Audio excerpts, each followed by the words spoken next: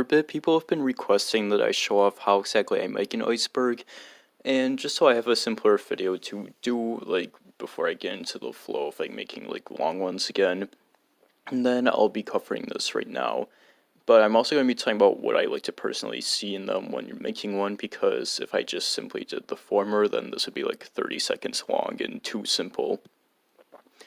Anyway, to get into that, the first thing that you should do before making anything, which is probably the most complex step, is thinking of what you want to make the topic on. But the thing you have to do is one, make sure that you're really knowledgeable in what it is you're talking about, and two, make sure that you fucking love whatever it is you're doing a topic on and that you're really passionate about it. Like, that latter one may even be a bit more important than that first one. It's like Adult Swim, for example. This may still be my favorite chart that I've made because, like, yeah, it was all full of, like, facts and different knowledge and stuff about it. But I admittedly don't think, like, I'm the absolute best when it comes to, like, Adult Swim, like, history and trivia and shit.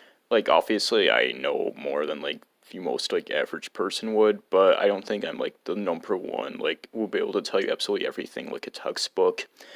But when I was, like, making up, like, entries and stuff to do for it, I just remember having, like, so much fun and getting so excited and loving what I was coming up with, and it resulted in, like, more pure things, like staying up to watch Full Metal Alchemist, as well as just, like, sharing, like, weird stuff I remember seeing on the network that I've heard nobody else mention before, and, like, the other, like, theories and ideas I had, like, more towards the bottom. But yeah, that's kind of what, like, gives it more of that oomph. So one, you do want to make sure that you're knowledgeable enough so your iceberg isn't lacking and skimpy and people are pointing out a bunch of, like, missing stuff, like, here, there, everywhere. But two, make sure you have that fucking passion and love just oozing out and ready to go as you're making this, because you can probably notice if a chart's lacking that. But yes, after that, I just start thinking up everything in my head of everything I would want to include as an entry, and I think is worthy as an entry. Like, I don't suggest going for, like, it released this year, like, even as an upper entry, because, like, even as a tip, that's just, like, way too simple.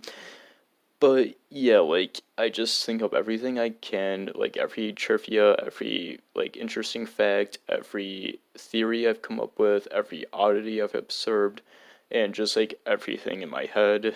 Like, if you want to, like, write these down spontaneously, you can, but that's just not exactly how I function. But then afterwards, as you can see here, I start listing everything down. And, like, yeah, like, I just naturally remember everything as it's coming to me, and sometimes I think of things on the spot, and I might recall something I want to add, like, after I'm done doing this. So yeah, take your time as you're listing everything out. And after that, as you can see, I, like, number these after I list everything out, according to which layer I want to include them in. Like, with my Futurama was an exception, because the way I listed them, it was already as I wanted them to be layered. But yeah, I do that first, and after that I'll start, like, relisting them and separating them by layer, but I also organize them each layer top to bottom based on, like, obscurity or darkness and whatever too, like, as if each layer is, like, its own mini iceberg. Like, yeah, I like to put, like, a more, like, knowledgeable thing at the top as opposed to the bottom, even if they're sharing the same layer, kind of like how tier lists work, and tiers are another word for layers, so there you go. And the way I, like, come up with these and decide each layer to go to, like, the tip, I start with, like, what's the most, like, basic thing that somebody would know about with the show, what's the most, like, out there thing that everyone's heard of, and, like, I think of, like, the most, like, average Joe and normal person I can think of and how they would view this, like, knowing about this, like, show, video game, or whatever. If it's a smaller iceberg, though, like a 6-layer one or 5-layer one, then the tip, like, I start with things that, like, already, like, a normal casual fan would know, and yeah, like, entries like Purple Reptar, kind of like that, but also stuff in, like, the Dead Rising iceberg kind of relates to that too, and Hyrule Warriors. And then as I go down, it's like, okay, what's somebody who, like, recalls this more as, like, a fan and stuff? Oh yeah, Rugrats, I also looked at it like somebody was like, oh yeah, I remember watching this show as a kid, and we're like, haha, look at the babies today, they should have died so many times. But yeah, by the second layer, I kind of just, like, step beyond those boundaries a bit, and, like, somebody who's, like, more of, like, a normal fan would know about.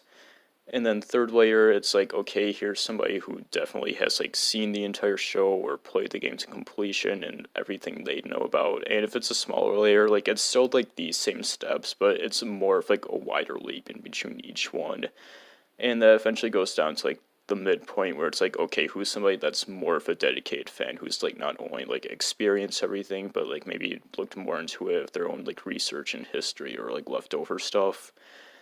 And then after that, it's like when it starts getting to the more dark and obscure stuff, like you start adding in like theories that you've come up with like on your own that are relevant, and like you start putting out like more like vague ideas that are there to get people to think, and you start like adding like the darker and darker stuff, but like not like so like knowledgeably dark that like everybody knows about it, and it's kind of like lost that like edge or nuance to it. But yeah, just like the more like creepy stuff almost that not absolutely everybody would know about. Like for example, I wouldn't put like Ben drowned at the bottom of like a Zelda iceberg. That would be more towards the top.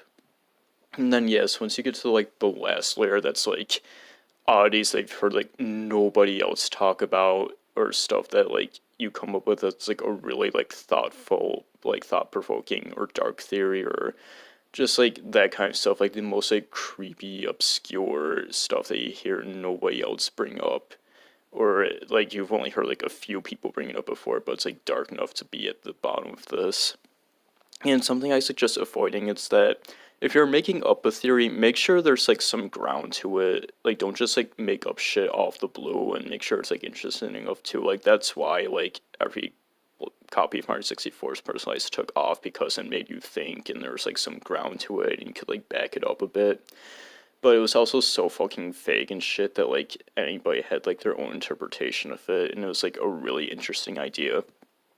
Like you don't want to just like make up something that's like total fucking bullshit or creepy for the sake of being creepy with like nothing else, or just referencing a bunch of other stuff for the sake of referencing it and nothing else more. Like it's okay to have some fun, which I'm going to talk about in a bit, but just quickly like listing examples that I like about that is like there's some stuff on like my own charts I've made that you could look at yourself, but like also there was a Super Mario 64 DS one where it mentioned like the original full castle still being in there, and it's like, yeah, it's an interesting thing to make you think. Like, I mean, we've seen like old rooms still in the games, like files and shit.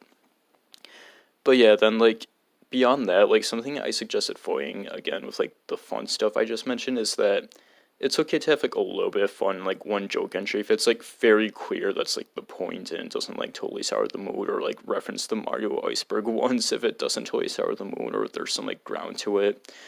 Like don't like make a serious chart and then at the end it's just like full of like ridiculous shit that just like spoils the mood, or just like almost nothing but meme entries, because that can like leave like a foul taste. Like have some fun in moderation. Like one of my favorite examples is like an Animal Crossing Iceberg that just had like the Wii U game at the bottom entry. Well, it wasn't the bottom entry, but it was at the bottom layer. And then like my Rugrats one, like it's clear I had some more fun with that one, but there's still like enough ground to it and like normal entries where I think it's a serious chart, even though the moderator listed it as a meme one. But yeah, I guess I just felt more comfortable doing that too, since I already had like sort of a reputation going on. But yes, after that, I start choosing what images I want to include on the side of the layers. And the way I do it is that usually I just choose something that's like directly referencing a layer, and I mean not a layer, an entry in the layer, and going with that. If you want to, you can also just like choose something that's like very general from the topic you're talking about, and just getting like a gradually like darker and darker image with it. Like I'm not the biggest fan of that, but you can also do that too if you really don't think like any entries in your layers will like fit with the image or look interesting at all. Like the Mario 64 one kind of did that with like those like weird like pictures of the castle that you don't see anywhere else in the game, like that little staircase. Something you should avoid that I suggest doing in choosing images is choosing an image that's not general enough to be accepted as that, but something that looks like it should be an entry but isn't an entry on the iceberg. And what I mean by that is that if you made, for example, like a Mario 64 iceberg and you didn't make any entries relating to Luigi, but you put Luigi as an image on the side. That's like, what are you doing? Where's Luigi in the actual chart? And just makes everything look like rough and incomplete and shit and confusing. So yeah, if you're gonna do like images that aren't direct entries, then just make sure it's like general enough and gradually descends and shit into like being more dark and stuff, so people would like get the idea, like, okay, I see what they were doing with that. But anyway, the template, what I use is this template from IMG Flip, and it's, yeah, also where I add my images. Like, you can work on that if you want to. Like, this is the point where it diverges a bit, and it's like, use whatever program you're comfortable with to edit this, whether it be like Photoshop or whatever. But yeah, I just use this template from IMG Flip, and it's what I use to add the images onto there, even though it's like a bit hard to work with. And it's for that reason that I don't add my text on there. I just capture the image after I'm done adding the pictures to it. And like, I guess that maybe on desktop it could be easier to use. I mean, maybe you could figure it out, but again, just use whatever program you're most popular with. It's then with an app on my phone that I just add the text afterwards. That it works like Photoshop, and I make sure to use bolder text so you see it. So whether like while it's small enough to fit on the actual layers. And I use darker red. That's the most common one. Like, you can use whatever, just as long as it stands out and you can read it. But yeah, darker red's like the go-to, obviously. Like, it's the one that Mario 64 used. And yeah, I start organizing them, and I put like the most like upper ones at the top, as you normally would, of course, and the more obscure ones at the bottom. But if something is like going on where I can't exactly organize them the way I had them listed down, then that's not the end of the world, as long as if it's happening in one layer and not too much in that layer. And like, yeah, like for example, if like there's an entry that's like a full-on sentence, but I got like other entries that are like little ones, like 1 or 2 words, and they're crowding it, it's like, okay, I guess I can move this like above here or below that. Instead, it's okay because it's just in this layer and it's not happening like to every entry in the layer. But yeah, just make sure it's like organized well and satisfying to look at, and that like your eyes aren't going absolutely everywhere or hurt to look at it so much. I mean, zooming in does help, and people usually do that, but yeah, like, just make sure it's like presentable enough looking and that stuff isn't super fucking clustered. Space is like the biggest worry once I'm making these, which is why I've kind of calmed down a bit and haven't been doing super fucking huge like 100+ entries anymore. But yeah, like after that, it should be fully complete. Just save your image and then upload it wherever you want to, whether it be your Twitter, if you somehow already have like a following or something, or whatever platform you like doing this on. I'm not sure where everybody does it. Discord, if they allow that stuff, and whatever server you're doing it in. And then the place where I do it, aside from my Twitter and announcing it here, is r/Iceberg charts. Like, that's where mine gets the most attention. So yeah, those are some like personal suggestions to do that. But yeah, that about ends it. I hope I explained everything I wanted to. I did a couple of takes, so it should be fine. And let me know if you have any questions, and I'll see you all then. Take care.